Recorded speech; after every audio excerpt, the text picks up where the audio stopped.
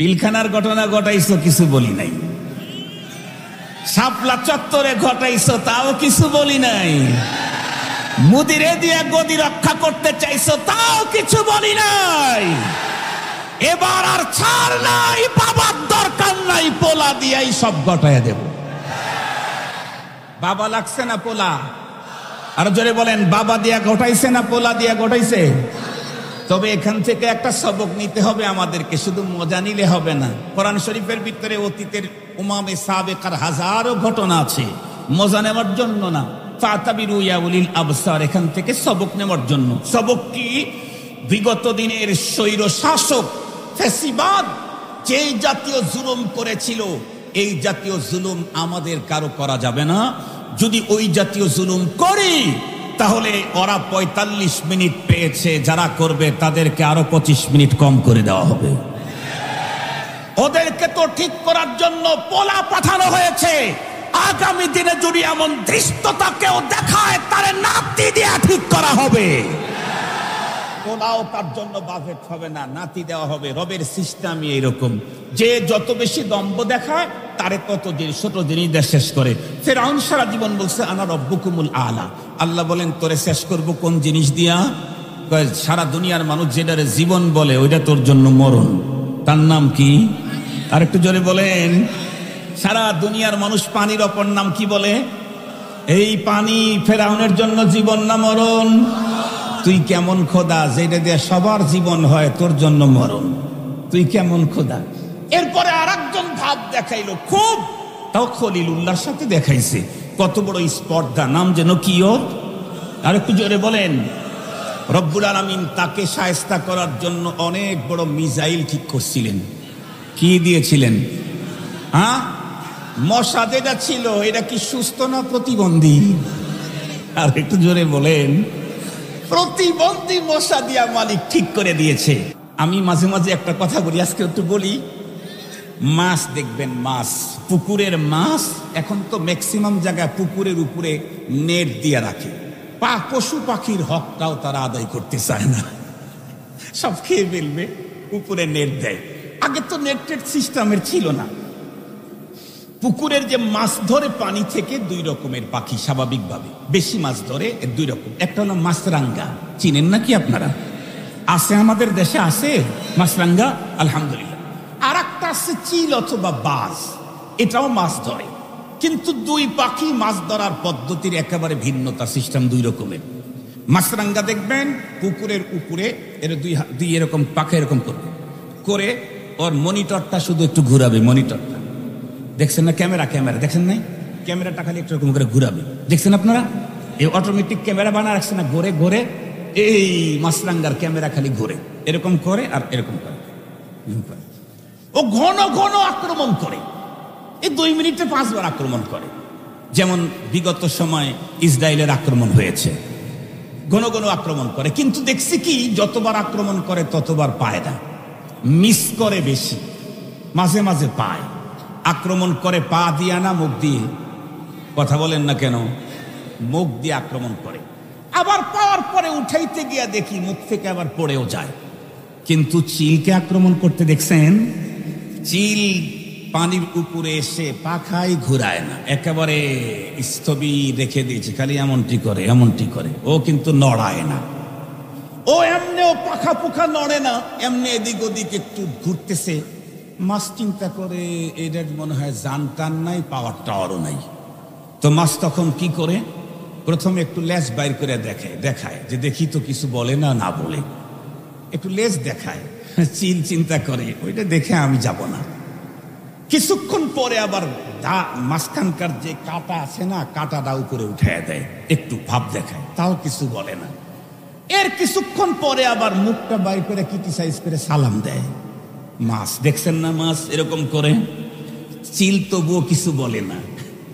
এরপরে মাছ চিন্তা করে, লেজ দেখাইলাম, দাঁড়া দেখাইলাম, ক্রিটিসাইজ করে সালাম দিলাম, তাও যেহেতু কিছু বলে না, এটার আসলে পাওয়ারও নেই।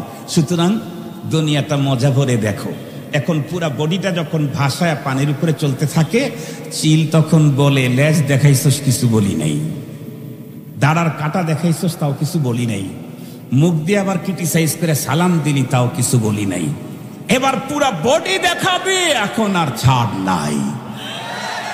বলেন তো দেখি, ও যখন আক্রমণ করে মুখ দিয়া না পা দিয়া? আরো জোরে বলেন। জীবনে দেখছেন না? না দেখেই বলতেছেন। আমি নিজের জীবনে দেখেছি, পা দিয়া যারে ধরছে, যদি ঠিক মতো শুধু ঝরতে পারে, ও মাছ যত ওজনেরই হোক, প্রয়োজনে ওর পায়ের সাথে লাগা অংশটা ছিঁড়ে আসবে, কিন্তু ও কখনো ছাড় দেওয়া জানে না। আল্লাহ বলেন, ইন্না বাতাসা রাব্বিকা লাশাদীদ।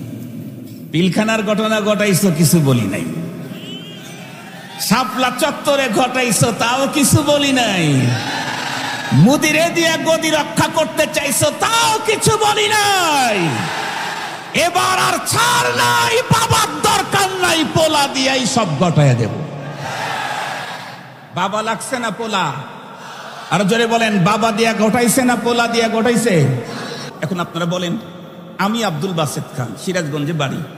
আজকের এই বিশাল সমাবেশে দুইজন ছেলেকে আপনারা দায়িত্ব দিয়েছেন। সিরাজগঞ্জে হুজুর যখন আসবে, তোমরা তাকে সম্মানের সাথে স্টেজ পর্যন্ত নিয়ে আসবা, তাকে সহযোগিতা করবা, তাকে চাটা খাওয়াইবা। খুব ভালো করে বুঝবেন। কিন্তু আমি আসছি হলো মাগরিবের সালাতের টাইমে, আর যারে জিম্মাদারি দিয়েছেন উনি জোহরের টাইমে চলে গেছেন। তাহলে উনি এই জিম্মাদারি কতটুকুন পালন করতে পারবেন? আমার কথা বুঝিব, আপনারা বুঝেন নাই? বুঝেছেন? তাহলে একটু ভাবসাব দেখাইন যে বুঝছি। এই জোহরের টাইমে যদি উনি চলে যায়, তো আমাকে যে জিম্মাদারি তার জন্য দেওয়া, তাকে দেওয়া হলো, সে এই জিম্মাদারি পালনের কোনো সুযোগ? আল্লাহ নিজেই বলেন, সুম্মা, আপনাদের শেষ যে আসবে তারও অনেক পরে, তার মানে 500 বছর 600 বছর পরে শেষ নবী যিনি এসেছিলেন ঈসা পয়গম্বর, তারও 500-600 বছর পরে আসছেন আমাদের নবীজি। অথচ আল্লাহ ওয়াদা নিয়ে রাখলেন, তার প্রতি ঈমান আনতে হবে, তাকে সাহায্য করতে হবে। কেমনে? আদম পয়গম্বর তো চলে গেছেন কয়েক হাজার বছর আগে, ইব্রাহিম খলিলুল্লাহ তো চলে গেছেন না কয়েক হাজার বছর আগে, হযরতে মূসা আলাইহিস সালাম চলে গেছেন তো আরো আগে, ঈসা পয়গম্বর তো চলে গেছেন তাও তো কয়েকশো বছর আগে। তো আমার নবীর প্রতি ঈমান আনবে কেমনে? আমার নবীকে সাহায্য করবে কেমনে? অথচ ওয়াদা তো আল্লাহ পাক ওখানে নিয়ে রেখেছেন, নবীগণও ওয়াদা দিয়ে আসছেন। বলে পেরেশানি নাই। কেন? সম্ভব আর অসম্ভব হলো আমার আপনার জন্য। রবের কাছে কোনো কিছুই অসম্ভব। কথা বলেন, রবের জন্য অসম্ভবের কোনো অপশন? আরো জোরে বলেন, রবের জন্য অসম্ভবের কোনো অপশন নেই। দেখেন রব পয়গম্বরদের ওয়াদাকে কেমনে পূরণ করায় দিলেন। মজার কাহিনী, খুব ভালো করে বুঝবেন। আল্লাহ পাক রব্বুল আলামিন তার প্রিয় হাবিবকে দাওয়াত দিলেন, ডেকে নিলেন তার আরশে। জিবরাইল আমিনকে পাঠায়া দিলেন, জিবরাইল, আমি আমার হাবিবকে দাওয়াত করেছি, তো তুমি যাও আমার হাবিবকে রিসিভ করে নিয়ে আসো। ভালো করে কথাগুলি বোঝার জন্য চেষ্টা করবেন। আপনারা কিন্তু আমাকে রিসিভ করার জন্য ঢাকা পর্যন্ত যান নাই, আল্লাহ তার হাবিবকে রিসিভ করার জন্য হাবিবের ঘর পর্যন্ত পৌঁছায় দিয়েছেন ইস্তেকবালের জন্য। তাহলে মেহমানকে রিসিভ করা এটা আল্লাহর সুন্নত। কথা বলেন না কেন? কার সুন্নত? আল্লাহ পাক মেহমানকে রিসিভ করার জন্য জিবরাইল আমিনকে পাঠাইছেন। কিন্তু জিবরাইল আমিনকে পাঠাইছেন একেবারে নবীজির শয়ন কক্ষে। মাঝখানে পড়ছেন কি? রব্বুল আলামিন আজ আদম তা ঈসা সমস্ত পয়গম্বরদেরকে বললেন, আপনারাও একটু আমার হাবিবকে ইস্তেকবালের জন্য বাইতুল মুকাদ্দাসে অবস্থান নেন। আল্লাহু আকবার। ছাত্ররা থাকে এখানে রাস্তার ভিতরে দুই দিকে লাইন ধরে, আর ওস্তাদ 20 জন চলে গেছে হুন্ডা নিয়ে আরো আগায়া। বুঝা গেল এটা বান্দার সিস্টেম না, এটা আল্লাহর সিস্টেম। জিবরাইল আমিনকে অনেক আগায়া দিয়েছেন, নবীদেরকে বাইতুল মুকাদ্দাস পর্যন্ত পাঠায়া দিয়েছেন। সমস্ত নবীগণ বাইতুল মুকাদ্দাসে অপেক্ষমান। জিবরাইল আমিন পয়গম্বরকে শয়ন কক্ষ থেকে জাগালেন, বললেন, আল্লাহ পাকের হাবিব, আপনাকে যেতে হবে। কোথায়? আল্লাহ পাকের আরশ। কি মজা না? কথা বলেন, কি মজা না? ব্যাংকক যেতে পারলে যদি এত মজা হয়, আমেরিকায় যাওয়ার কথা শুনলে যদি এত মজা হয়, ইংল্যান্ডে যাওয়ার খবরে যদি এত মজা হয়, মক্কা মদিনায় যাওয়ার খবরে যদি এত মজা হয়, আল্লাহর ঘরে যেতেই যদি এত মজা হয়, আল্লাহর সাথে সাক্ষাতে যেতে কত মজা। রাসূল করিম সাল্লাল্লাহু আলাইহি ওয়াসাল্লাম বললেন, চলেন। আমি তো ওইটারই মোস্তাক। পথ চলা শুরু করলেন। সে এক আজীব সফর।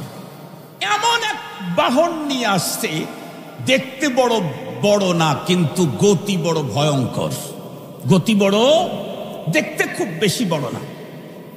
অল্প সময়ের ভিতরে বাইতুল মুকাদ্দাসে নবীজি চলে গেলেন। যাওয়ার পরে দেখতেছেন আজ আদম তা ঈসা সমস্ত পয়গম্বর এখানে হাজির। এখন কি করার আমার? জিবরাইল আমিন রব্বে করিমের কাছ থেকে জেনে নিলেন। রব বললেন, আপনি আজান দিয়ে নামাজের ব্যবস্থা করেন। আজকের মুয়াজ্জিন জিবরাইল আমিন। সুবহানাল্লাহ বলবেন কি? আজকের মুয়াজ্জিন জিবরাইল আমিন। নামাজের সিস্টেম তো তখন আমাদেরকে দেওয়া হয় নাই, কারণ এই সফরে ওখান থেকে নামাজের সিস্টেম নিয়ে আসবেন। সফরে যাইতেই ঘটনা ঘটতেছে। জিবরাইল আমিন আজান দেওয়া শুরু করছে। আল্লাহু আকবার, আল্লাহু আকবার। বলেন তো দেখি মাসআলা কি? মুয়াজ্জিন যা বলবে মুসল্লিরা তাই বলবে। আজকের মুসল্লি যেন কারা? সমস্ত নবীগণ।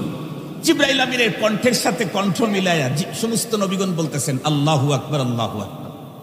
এরপরে জিবরাইল আমিন আশহাদু আল্লা ইলাহা ইল্লাল্লাহ, সমস্ত নবীগণ বললেন আশহাদু আল্লা ইলাহা ইল্লাল্লাহ। এরপরে জিবরাইল আমিন আশহাদু আন্না, চুপ মেরে গেলেন। রব জিজ্ঞেস করেন, আন্না বলার পরে চুপ করলা কেন? ইয়া রব, বুঝতে পারতেছি না কেন। এখানে আদম সফিউল্লাহ আছেন, এখানে ঈসা রূহুল্লাহ আছেন, ইব্রাহিম খলিলুল্লাহ আছেন, মুসা কালিমুল্লাহ আছেন, মুহাম্মাদুর রাসূলুল্লাহ আছেন। আশহাদু আন্নার পরে আমি এখন কোনটা বলবো? রব জানায় দিলেন, যেখানে মুহাম্মাদুর রাসূলুল্লাহ থাকে সেখানে অন্য কোনটা বলার কোনো সুযোগ থাকে না। জিবরাইল আমিন এখন বলেন আশহাদু আন্না মুহাম্মাদার রাসূলুল্লাহ। সমস্ত নবীগণ জিবরাইল আমিনের কণ্ঠের সাথে কণ্ঠ মিলাইয়া উনিও বললেন আশহাদু আন্না মুহাম্মাদার রাসূলুল্লাহ। ওই যে রূহের জগতে আমার নবীর প্রতি ঈমান আনার ওয়াদা নিয়েছিলেন, সেই ওয়াদা পূরণ করাবার জন্য বাইতুল মুকাদ্দাসে আল্লাহ সকল নবীদেরকে পাঠাইয়া দিলেন। মুসলমান ভাইরা আমার কথা ভালো করে বুঝবেন। রূহের জগতে রব্বুল আলামিন সমস্ত নবীদের কাছ থেকে ওয়াদা নিয়েছিলেন, লা তুমিনুন্না বিহি ওয়া লা তানসুরুন্নাহ। قال أأقررتم وأخذتم على ذلكم إسري قالوا أقررنا। আজকে সমস্ত পয়গম্বরগণকে বাইতুল মুকাদ্দাসে পাঠায়া দিলেন। জিবরাইল আমিনকে দিয়ে আজানের পদ্ধতি রব্বে কারীম আবিষ্কার করলেন। জিবরাইল আমিনের আজানে সমস্ত পয়গম্বরগণ উত্তর দিতে গিয়ে পয়গম্বরের প্রতি ঈমানের স্বীকৃতি হয়ে গেল। এখন নামাজকে বন্ধুরা আমার ইমামতি করবে জানা কথা। আল্লাহ পাক জানায় দিলেন ইমামতি ইমামুল আম্বিয়া মুসাদ্দিকুল আম্বিয়া ইমামতি করবেন। মুসাদ্দিকুল আম্বিয়া ইমামতি করবেন। মুসাদ্দিকুল আম্বিয়াকে এই আয়াতে কারিমাতেই তো আল্লাহ পাক বলেছেন সুম্মা জাআকুম রাসূলুম মুসাদ্দিকুন লিমা মাআকুম। এরপরে তোমাদের শেষে একজন নবী আসবেন যিনি তোমাদের প্রত্যেকের নবুয়াত আর শরীয়তকে তাসদিক করবেন। এ কারণে আমার পয়গম্বর শুধুমাত্র কেবলমাত্র নবিয়ুল আম্বিয়া নন, আমার পয়গম্বর কেবলমাত্র শুধুমাত্র ইমামুল আম্বিয়াই নন। আমার পয়গম্বর যেমন নবিয়ুল আম্বিয়া, আমার পয়গম্বর যেমন ইমামুল আম্বিয়া, আমার পয়গম্বর তেমনি মুসাদ্দিকুল আম্বিয়া। আল্লাহু আকবার বলেন। মুসাদ্দিকুল আম্বিয়া কোরআনে হাকিমের মধ্যেও এসেছে, আরো জায়গাতে এসেছে। বিশ্ব নবীজি বন্ধুরা আমার নামাজ আদায় করলেন, তার ইমামতিতে নামাজ হলো। খুব গভীরভাবে কথাগুলি বুঝবেন। আল্লাহ শুকুর, আমাদের বাংলাদেশে অনেক মুসলমানদের ঘরে বাড়িতে ব্যবসা প্রতিষ্ঠানের ভিতরে খানায় কাবার ছবি বরকতের জন্য আমরা দেখতে পাই। বিশ্বনবীজির রওজায় আত্থারের সবুজ গম্বুজের ছবিটাও আমরা দেখতে পাই। কিন্তু আমাদের দেশের মুসলমানদের ঘরের ভিতরে বাইতুল মুকাদ্দাসের ছবি আমরা তেমন একটা পাই না। আজকে থেকে নতুন বার্তা নিয়ে আপনাদেরকে যেতে হবে, মনে রাখতে হবে বাইতুল্লাহ যেমন আমার, মসজিদ নববী যেমন আমার, বাইতুল মুকাদ্দাস আমার। বাইতুল মুকাদ্দাসের একটা ফজিলত তো একটু বেশি। পৃথিবীর একটা মাত্র মসজিদ এমন আছে যেই মসজিদের সমস্ত পয়গম্বরগণ একসঙ্গে জামাতে নামাজ আদায় করেছেন, সেই মসজিদটাই হলো বাইতুল মুকাদ্দাস।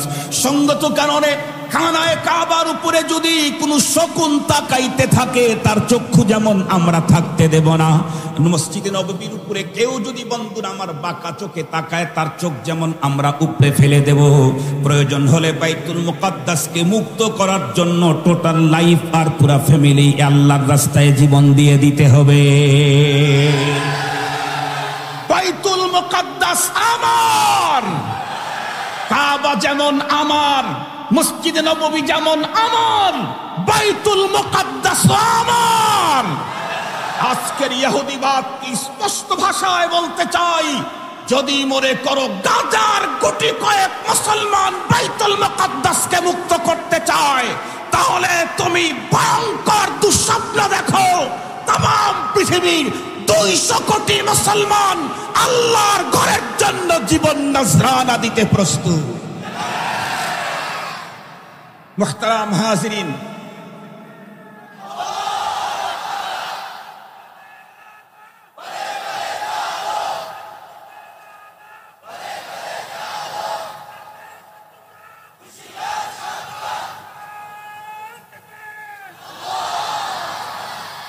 আমাদের দেশে যেহেতু এখন সংস্কারই চলতেছে, গ্রুপ এখন বাংলাদেশে দুইটা। এক গ্রুপ চায় নির্বাচন, আর এক গ্রুপ চায় সংস্কার। তা কি জানেন আপনারা? এক গ্রুপ বলতেছে আগে সংস্কার হোক, নির্বাচন পরে হোক। আর এক গ্রুপ বলে যা হয়েছে হয়েছে, নির্বাচন দেন। তা আমি আর একটা সংস্কার করি। আমার ভাই যিনি তাকবীর দিয়েছেন তাকে আন্তরিক অভিনন্দন, মোবারকবাদ। এত হাজার জনতার মধ্যে উনি লারায়ে তাকবীরের আওয়াজ বলন্দ করেছেন, মারহাবা। তবে ওনার তাকবীরটা একটু সংস্কার করতে হবে। আপনাদেরটা আর কি, ওনারটা ঠিক আছে, ওনারটা একটু সংস্কার করতে হবে, আপনাদেরটা সংস্কার করতে হবে। নারায়ে তাকবীর ঠিক আছে, লিল্লাহি তাকবীর ঠিক আছে, আল্লাহু আকবার ঠিক আছে। পরের কি? কোরআন, আল কোরআনের আলো, এটাও ঠিক আছে। আল হাদিসের আলো, এটা একটু সংস্কার করে কোরআন সুন্নাহর আলো একবারে বললে ভালো হয়। আর যদি পৃথক করে বলতে চান তাহলে আল কোরআনের আলো, আস সুন্নাহর আলো, এটা বলতে হবে। কেন? হাদিসের আলো আপনি জ্বালাইতে পারবেন না জীবনেও। হাদিস কি? হাদিস হলো নবীজি যা বলেছেন, যা করেছেন, যেগুলি সমর্থন দিয়েছেন সব। বলেন তো দেখি, নবীজি ডান হাতের শাহাদাত আঙ্গুলের ইশারায় চাঁদকে 2 টুকরা করেছেন, এটা হাদিস। এই আলো আপনি জ্বালাবেন কেন? কথা বলেন, কথা বলেন।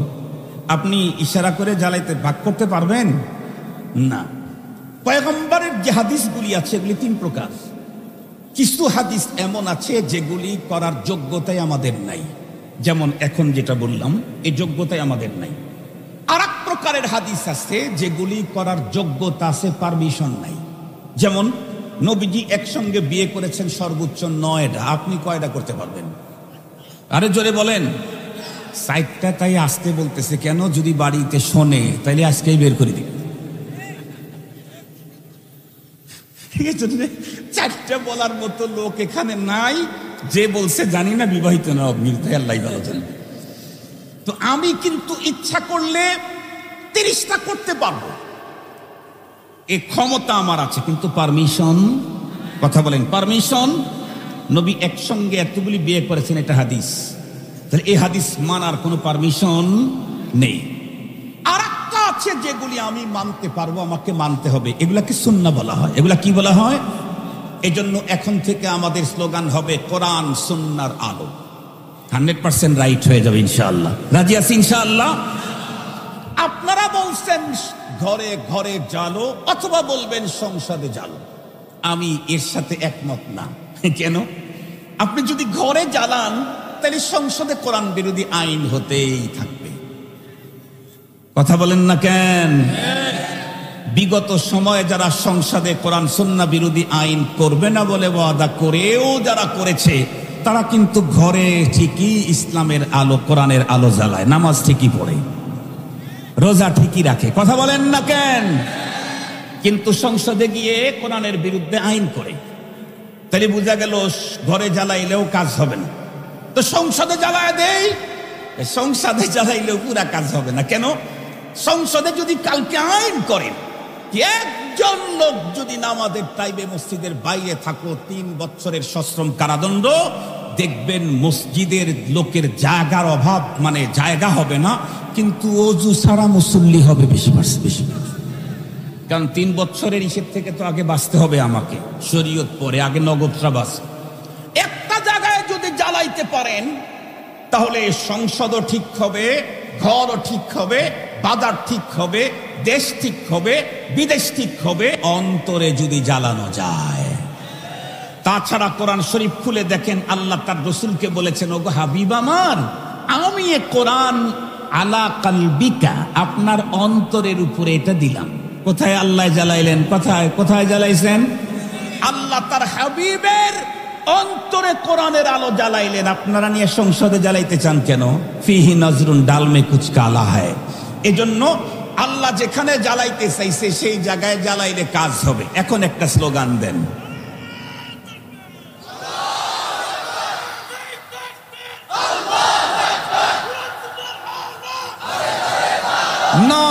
নো, দিলে দিলে জ্বালো। বলেন,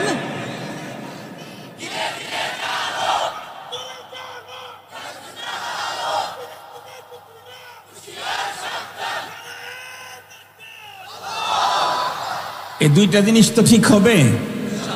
এখনই তো ঠিক হয় নাই, ভুলে গেছেন। সৌসেদা দিয়ে নিন। সৌসেদা মানে বুঝেন কি? সব জিনিসের সৌসেদা এক রকমের হয় না, সৌসেদার সিস্টেম ভিন্ন আছে। আচ্ছা, ওদিকে বলতে চাই না। তো আমি বলতেছিলাম, রাসূল করিম সাল্লাল্লাহু আলাইহি ওয়াসাল্লাম সমস্ত নবীদেরকে আল্লাহ পাক এখানে নিয়ে এসে কি করে দিলেন? ওই যে আত্মার জগতে ওয়াদা নিয়েছিলেন সেই ওয়াদাটা পূরণ করে দিলেন। আর একটা ওয়াদা এখনো বাকি রয়ে গেল, কি? লাতানসুরুন্না। সবাই তো আশহাদু আন্না মুহাম্মাদার রাসূলুল্লাহ নবীজির সামনে এসে বলে ঈমান হয়ে গেছে, কিন্তু মদদ করবে কেমন? আমি কি শেষ করে দেব? সোয়া 7টা বাজে, কেউ তো কিছু বলে না আমার।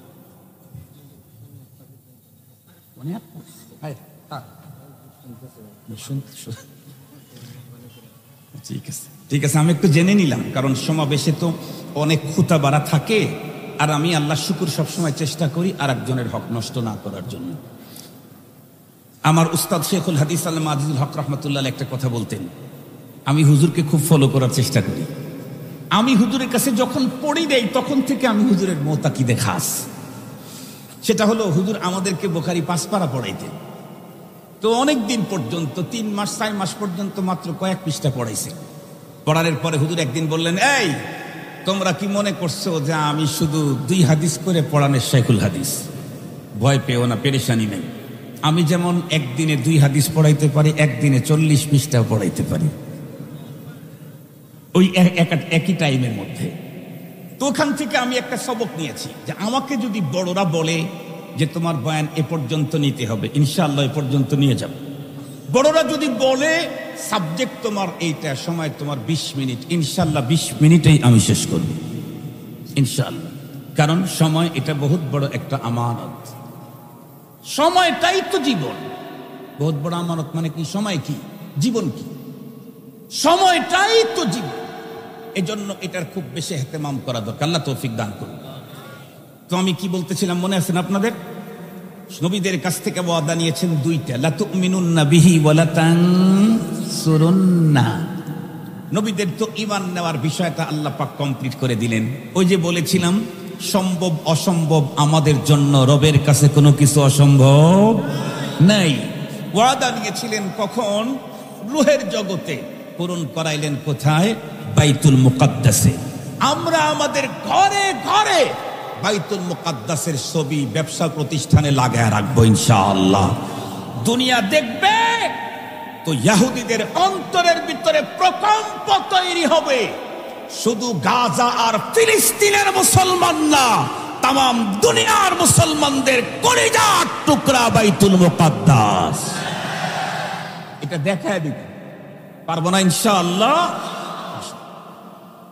মুসলমান ভাইরা রে, আমার কথা ভালো করে বুঝবেন। সমস্ত পয়গম্বরদেরকে রব্বুল আলামিন মেরাজের রাত্রে পয়গম্বরকে রিসিপশন করার জন্য বাইতুল মুকাদ্দাসে পাঠায়া জিবরাইল আমিনকে দিয়ে আজানের ব্যবস্থা করে সমস্ত নবীদের কাছ থেকে নেওয়া ওয়াদা পূরণ করে দিলেন। আশহাদু আন্না মুহাম্মাদার রাসূলুল্লাহ। এখন বাকি রইল আরো একটা, খুব ভালো করে বুঝবেন সেটি কি। সেটি হলো লাতানসুরুন্নাহ। আমরা প্রত্যেকেই জানি কোনো একটা বড় দরবারশালী যদি কোনো জায়গার ভিতরে হয়, তাহলে সেই জায়গাতে জটিল বিষয় মীমাংসা যখন হয়, এক গ্রুপ আর এক গ্রুপের জন্য কিছু জরিমানা যদি করে দেয় হাউস, বলে ঠিক আছে আগামী মাসের অমুক তারিখে তোমাদের এই ক্ষতির জন্য 3 কোটি টাকা দিয়ে দিবে অমুক গ্রুপ।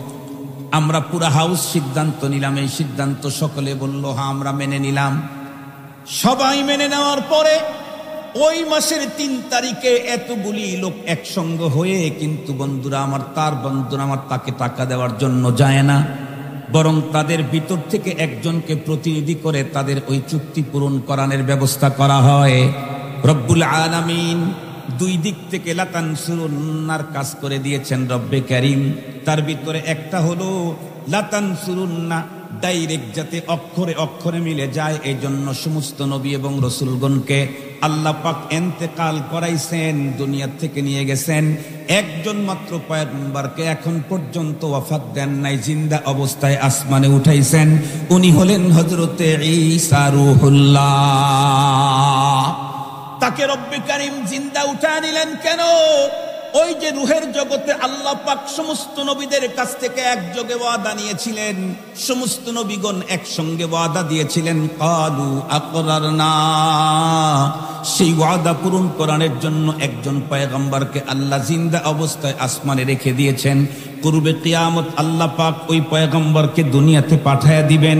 কিন্তু মজার কথা হলো ওই পয়গম্বর দুনিয়াতে আসার পরে বড় বড় 4টা কিতাবের একটা কিতাব ওনাকে দেওয়া হলেও সেই কিতাবের কোনো দাওয়াত পয়গম্বর করবেন না কেন? পয়গম্বরকে তো পাঠানোই হয়েছে সুম্মা লাতানসুরুন্নাহ, এই জিম্মাদারি পালনের জন্য। এই জন্য ওনার উপরে নাজিল হওয়া কিতাবের কোনো বিধান তানফিজ করবেন না। আমাদের কোরআনের বিধান পয়গম্বরের সুন্নাহকে পুনরায় দুনিয়ার ভিতরে জীবিত করবেন। খুব ভালো করে বুঝবেন, আমার পয়গম্বর দুনিয়া থেকে চলে যাওয়ার পরে পুরাতন একজন পয়গম্বরও যদি বন্ধুরা আমার দুনিয়াতে আসে, নবী হিসাবে না বরং উম্মতের দায়িত্ব উম্মত হিসাবেও না, উনি নবী থাকবেন কিন্তু নবুয়তের কাজ করতে পারবেন না। এইটাই যদি বিধান হয়, তাহলে আমার পয়গম্বরের পরে মুসাইলামাতুল কাজ্জাব আর গোলাম আহমদ কাদিয়ানী ঢোকার জায়গা কোথায়? পুরাতন পয়গম্বর যিনি, উনি এসে কোরআনের কথা বলবেন, নতুন আর একজন ঢোকার জায়গা কোথায়? কথা বলেন না কেন? নতুন আর একজন ঢোকার জায়গা কোথায়? নাই। কোরআনে পাকের আয়াতের দিকে তাকাইলেই আমার পয়গম্বরের পরে কিয়ামত পর্যন্ত আর কোন পয়গম্বর আসার যে কোনো সম্ভাবনা নেই। কোরআনের অন্য আয়াতের দিকে তাকানোর দরকার নাই। সূরা আলে ইমরানের 81 নম্বর আয়াতের দিকে একটু তাকান। আল্লাহ কি বললেন? আল্লাহ বললেন সুম্মা জাআকুম রাসূল মুসাদ্দিকুল লিমা মাআকুম। শেষে আমি এমন একজন পয়গম্বর পাঠাবো যেই পয়গম্বর তোমাদের সকলের নবুয়তকে সত্যায়ন করবে। খুব ভালো করে বুঝবেন, তাহলে আমার পয়গম্বর যার নবুয়তকে সত্যায়ন করবে সে পয়গম্বর, যার নবুয়ত সত্যায়ন করবেন না সে পয়গম্বর বলে আল্লাহর কাছে বিবেচিত হবে না। আমি আপনাদেরকে জিজ্ঞাসা করতে চাই, বলুন তো দেখি, আমি একটা দরখাস্ত লিখলাম, এই দরখাস্তটা গ্রহণ হওয়ার জন্য যেই মানুষ তার বন্ধুরা আমার সিগনেচার আর সত্যায়ন দরকার, ওই লোকটা যদি আমি দরখাস্ত লেখার আগেই চলে যান, তাহলে আমার দরখাস্ত যত উন্নতই লেখা হোক না কেন, এর উপরে সত্যায়ন না থাকার কারণে এই দরখাস্ত কি ফাইল আপ হবে না ডাস্টবিনে পড়বে? বুঝে বললেন না সুর মিলাইলেন? বুঝে বলছেন আপনারা? আমি একটা দরখাস্ত দিয়েছি কোনো মন্ত্রণালয়ে, কিন্তু শর্ত হলো এই দরখাস্ত কবুল হওয়ার জন্য কোনো মন্ত্রী অথবা সচিবের সিগনেচার লাগবে। এটা আইন দেশে। আমি দরখাস্ত লিখলাম, আমি দরখাস্তটা লিখছি কখন? সচিব অথবা মন্ত্রী বাইকে চলে গেছে যখন, তারপরে বাইকে চলে যায় না? আরে ভাই যায় না, যায় না। আপনাদের দেশে তো আর যায় না, আপনাদের দেশেও যায়, যায়। যারা বলছিল 50 সাল পর্যন্ত কোনো আওয়াজ নাই, কি দেখলাম 50 মিনিটও পেল না, আরো 5 মিনিট কম, আরো 5 মিনিট কম পাইছে না? এরা কি মোল্লায় ধরছে না আল্লাহ ধরছে? আরো একটু জোরে বলেন, মোল্লায় ধরছে না আল্লাহ ধরছে? ইন্না বাতশা রব্বিকা লাশাদীদ। লাশাদীদ, লা চিনেন না? লা লাম শুয়ে থাকে না এমন, লাম লাঠি, লাঠি। আল্লাহ বলেন ইন্না রব্বিকা লাশাদীদ। আমি মাঝে মাঝে একটা কথা বলি, আজকে একটু বলি। মাছ দেখবেন, মাছ, পুকুরের মাছ এখন তো ম্যাক্সিমাম জায়গায় পুকুরের উপরে নেট দিয়ে রাখে। পশু পাখির হকটাও তারা আদায় করতে চায় না, সব খেয়ে ফেলবে, উপরে নেট দেয়। আগে তো নেটের সিস্টেমের ছিল না। পুকুরের যে মাছ ধরে পানি থেকে 2 রকমের পাখি স্বাভাবিকভাবে বেশি মাছ ধরে, 2 রকম। একটা হলো মাছরাঙ্গা, চিনেন নাকি আপনারা? আছে আমাদের দেশে, আছে মাছরাঙ্গা, আলহামদুলিল্লাহ। আর একটা আছে চিল অথবা বাজ, এটাও মাছ ধরে, কিন্তু 2 পাখি মাছ ধরার পদ্ধতির একেবারে ভিন্নতা, সিস্টেম 2 রকমের। মাছরাঙ্গা দেখবেন পুকুরের উপরে এর 2 এরকম পাখা এরকম করবে, করে ওর মনিটরটা শুধু একটু ঘুরাবে, মনিটরটা দেখছেন না? ক্যামেরা, ক্যামেরা দেখেন নাই? ক্যামেরাটা খালি একটু এরকম করে ঘুরাবে, দেখছেন আপনারা? এই অটোমেটিক ক্যামেরা বানা রাখছে না, ঘুরে ঘুরে এই মাছরাঙ্গার ক্যামেরা খালি ঘুরে, এরকম করে আর এরকম করে। ও ঘন ঘন আক্রমণ করে, এই 2 মিনিটে 5 বার আক্রমণ করে। যেমন বিগত সময় ইসরায়েলের আক্রমণ হয়েছে, ঘন ঘন আক্রমণ করে, কিন্তু দেখছি কি যতবার আক্রমণ করে ততবার পায় না, মিস করে বেশি, মাঝে মাঝে পায়। আক্রমণ করে পা দিয়া না মুখ দিয়ে? কথা বলেন না কেন? মুখ দিয়ে আক্রমণ করে, আবার পাওয়ার পরে উঠাইতে গিয়া দেখি মুখ থেকে আবার পড়েও যায়। কিন্তু চিলকে আক্রমণ করতে দেখছেন? চিল পানির উপরে এসে পাখাই ঘুরায় না, একেবারে স্থবির রেখে দিয়েছে, খালি এমনটি করে, এমনটি করে, ও কিন্তু নড়ায় না। ও এমনিও পাখা পুখা নড়ে না, এমনি এদিক ওদিক একটু ঘুরতেছে। মাছ চিন্তা করে এটার মনে হয় জান টান নাই, পাওয়ার টাওয়ারও নাই। তো মাছ তখন কি করে? প্রথমে একটু লেজ বাইর করে দেখায় যে দেখি তো কিছু বলে না, না বলে একটু লেজ দেখায়। চিল চিন্তা করে ওইটা দেখে আমি যাব না। কিছুক্ষণ পরে আবার মাঝখানকার যে কাটা আছে না, কাটাটা উপরে উঠায় দেয়, একটু ভাব দেখায়, তাও কিছু বলে না। এর কিছুক্ষণ পরে আবার মুখটা বাইর করে ক্রিটিসাইজ করে সালাম দেয়। মাছ দেখছেন না, মাছ এরকম করে, চিল তবুও কিছু বলে না। এরপরে মাছ চিন্তা করে লেজ দেখাইলাম, দাঁড়া দেখাইলাম, ক্রিটিসাইজ করে সালাম দিলাম, তাও যেহেতু কিছু বলে না, এটার আসলে পাওয়ারও নেই। সুতরাং দুনিয়াটা মজা ভরে দেখো। এখন পুরা বডিটা যখন ভাসায় পানির উপরে চলতে থাকে, চিল তখন বলে লেজ দেখাইছস, কিছু বলি নাই, দাঁড়ার কাটা দেখাইছস, তাও কিছু বলি নাই, মুখ দিয়ে আবার ক্রিটিসাইজ করে সালাম দিলি, তাও কিছু বলি নাই, এবার পুরা বডি দেখাবে, এখন আর ছাড় নাই। বলেন তো দেখি, ও যখন আক্রমণ করে মুখ দিয়া না পা দিয়া? আরো জোরে বলেন। জীবনে দেখছেন না? না দেখাই বলতেছেন। আমি নিজের জীবনে দেখেছি, পা দিয়া যারে ধরছে, যদি ঠিক মতো শুধু ঝরতে পারে, ও মাছ যত ওজনেরই হোক, প্রয়োজনে ওর পায়ের সাথে লাগা অংশটা ছিঁড়ে আসবে, কিন্তু ও কখনো ছাড় দেওয়া জানে না। আল্লাহ বলেন ইন্না বাতাসা রাব্বিকা লাশাদীদ। পিলখানার ঘটনা ঘটাইছো, কিছু বলি নাই। শাপলা চত্বরে ঘটাইছো, তাও কিছু বলি নাই। মুদিরে দিয়া গদি রক্ষা করতে চাইছো, তাও কিছু বলি নাই। এবার আর ছাড় নাই, বাবার দরকার নাই, পোলা দিয়াই সব ঘটাইয়া দেব। বাবা লাগছে না পোলা? আর জোরে বলেন, বাবা দিয়া ঘটাইছে না পোলা দিয়া ঘটাইছে? তবে এখান থেকে একটা সবক নিতে হবে আমাদেরকে, শুধু মজা নিলে হবে না। কোরআন শরীফের ভিতরে অতীতের উমামে সাবেকার হাজারো ঘটনা আছে, মজা নেওয়ার জন্য না। ফাতাবিরু ইয়া উলিল আবসার, এখান থেকে সবক নেওয়ার জন্য। সবক কি? বিগত দিনের স্বৈর শাসক ফ্যাসিবাদ যেই জাতীয় জুলুম করেছিল, এই জাতীয় জুলুম আমাদের কারো করা যাবে না। যদি ওই জাতীয় জুলুম করি তাহলে ওরা ৪৫ মিনিট পেয়েছে, যারা করবে তাদেরকে আরো ২৫ মিনিট কম করে দেওয়া হবে। ওদেরকে তো ঠিক করার জন্য পোলা পাঠানো হয়েছে, আগামী দিনে যদি এমন ধৃষ্টতা কেউ দেখায় তারে নাতি দিয়া ঠিক করা হবে। পোলাও তার জন্য বাফেট হবে না, নাতি দেওয়া হবে। রবের সিস্টেমই এইরকম, যে যত বেশি দম্ভ দেখায় তারে তত দিন ছোট জিনিস শেষ করে। ফিরআউন সারা জীবন বলছে আনা রব্বুকুমুল আলা। আল্লাহ বলেন তোরে শেষ করব কোন জিনিস দিয়া? সারা দুনিয়ার মানুষ যেটারে জীবন বলে ওইটা তোর জন্য মরণ। তার নাম কি? আর একটু জোরে বলেন। সারা দুনিয়ার মানুষ পানির অপর নাম কি বলে? এই পানি ফিরআউনের জন্য জীবন না মরণ? তুই কেমন খোদা যেটা দিয়ে সবার জীবন হয়, তোর জন্য মরণ? তুই কেমন খোদা? এরপরে আরেকজন ভাব দেখাইলো খুব, তাও খলিলুল্লাহর সাথে দেখাইছে। কত বড় স্পর্ধা! নাম যেন কি ওর? আর একটু জোরে বলেন। রব্বুল আলামিন তাকে শায়েস্তা করার জন্য অনেক বড় মিসাইল ঠিক করছিলেন। কি দিয়েছিলেন? হ্যাঁ, মশা যেটা ছিল এটা কি সুস্থ না প্রতিবন্ধী? আর একটু জোরে বলেন। প্রতিবন্ধী মশা দিয়া মালিক ঠিক করে দিয়েছে। এই জন্য একটা কথা আমার খুব মনে পড়ে, সেটা হলো আমাদের বাংলাদেশের এক গর্ব কবি মুহিব খানের একটা কথা, এই পৃথিবীতে বাংলাদেশে আর কিছু থাক বা না থাক ইসলাম থাকবে। খুব মনে পড়ে আমার, তো মহা সত্য কথা।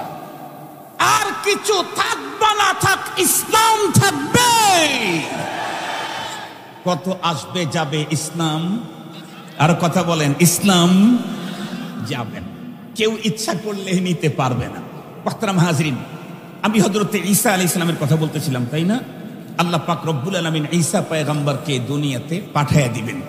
উনি এসে মহানবী সাল্লাল্লাহু আলাইহি ওয়াসাল্লামের শরীয়তের নুসরত করবেন।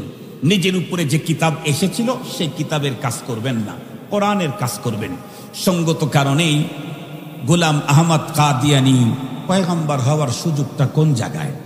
তবে পদ্ধতি হলো এই, মন্ত্রীর কাছে কোনো কিছুর আবেদন করতে চাইলে কোনো মন্ত্রণালয়ে মন্ত্রীর সিগনেচার লাগে। আমি যার কাছে সিগনেচার নেব উনি যদি আমার চিঠি লেখার আগেই চলে যায়, তাহলে আমার এই দরখাস্ত কি সিগনেচার সত্যায়িত হবে না হবে না? সত্যায়ন ছাড়া কোনো দরখাস্ত যদি মন্ত্রণালয়ে দেই তাহলে এটা কি ফাইল আপ হবে না ডাস্টবিনে যাবে? আর একটু জোরে বলেন, এটা কি ফাইল আপ হবে না ডাস্টবিনে যাবে? গোলাম আহমদ কাদিয়ানী নবুয়াতের দাবি করছে, আমার নবী মুসাদ্দিকুল আম্বিয়া, সত্যায়নকারী নবী আগমনের আগে না পরে? আর একটু জোরে বলেন। সত্যায়ন যিনি করবেন উনি আগেই চলে গেছেন, পরবর্তীতে নবুয়াতের দাবি করলে এই দাবি তো গ্রান্ট হবে না। এ কারণে তার এই দাবিটাকে ফাইল আপ করা হয় নাই। রব্বুল আলামিন মহানবীজির সত্যায়ন ছাড়া নবুয়াতের দাবি করার কারণে তারে টয়লেটের ডাস্টবিনে ফেলে দিয়েছে। কোথায় ফেলছে? কথা বলেন কোথায়? আর একটু জোরে বলেন কোথায়? গোলাম আহমদ কাদিয়ানী টয়লেটে পড়ে মরার রহস্যটাই হলো রব রুহের জগতে নবীদেরকে বলেছেন মুসাদ্দিকুল লিমা মাকুম, যেই রাসূল সবার পরে পাঠাচ্ছি উনি আপনাদের প্রত্যেকের নবুয়তকে সত্যায়নকারী হবে। নবী যার নবুয়তের সত্যায়ন করবে তারটা রাইট, যার সত্যায়ন হবে না তারটাই গলত, তারটাই ভণ্ড, তারটাই ভুয়া। কাদিয়ানী তুই দাবি করেছ সত্যায়নকারী চলে যাওয়ার পরে, এ কারণেই তোকে ডাস্টবিনেই ফেলে দেওয়া হলো। মনে থাকবে তো ইনশাআল্লাহ? আমাদের স্লোগান কাফের কাফের কাদিয়ানী কাফের। একটু জোরে স্লোগান দেন, কাফের কাফের কাদিয়ানী। নবীর পরে নবী নাই, সংসদেও আইন চাই। নবীর পরে নবী নাই, সংসদেও আইন চাই ইনশাআল্লাহ। আমার পয়গম্বর